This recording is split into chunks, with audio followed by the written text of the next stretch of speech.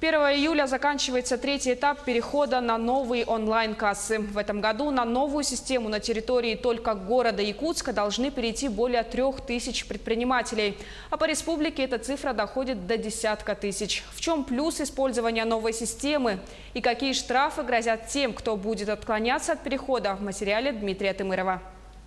Уже почти 3 года российские предприниматели переходят на новый порядок применения контрольно-кассовой техники. Аппаратами нового образца уже обзавелись крупные и средние торговые компании. Теперь очередь дошла до микробизнеса и малого предпринимательства. В третий этап входят индивидуальные предприниматели, которые осуществляют деятельность в сфере торговли, общепита, без наемных работников и также вендинговые автоматы.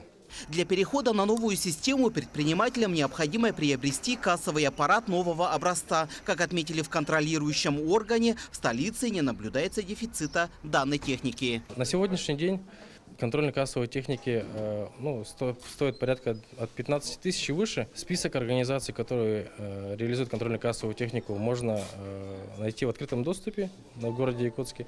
Также у нас на стенде висят списки организаций, которые реализуют контрольно-кассовую технику с номерами телефонов. Что нужно сделать после покупки онлайн-кассы, алгоритм вы видите у себя на экранах. Хочется отметить, что до перехода на новую систему работы осталось чуть больше месяца. Инспекторы налоговой службы просят местных предпринимателей не тянуть с переходом. Штрафные санкции, конечно, предусмотрены статьей 14.5 Кодекса об административных правонарушениях Российской Федерации, который регламентирует о том, что индивидуальные предприниматели без наемных работников, у них срок перехода 1 июля 2019 года. Да?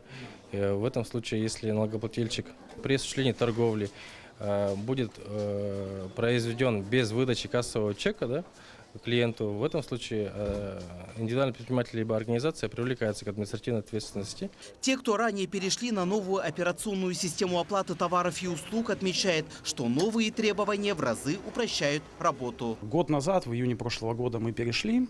У нас на тот момент было 3 точки в городе Якутске. Сначала, конечно, были сомнения, потому что все говорили: о, интернет, там что-то пугали, какие-то проблемы могут быть. На самом деле перешли очень быстро, очень гладко, проблем никаких не было, ни с обменом данных, ничего. В налоговой инспекции отметили, что после 1 июля на территории республики будут проводиться плановые и внеплановые рейдовые мероприятия по соблюдению исполнения законодательства Российской Федерации. Дмитрий Тымыров, Джоустан Иннокентьев, Якутск.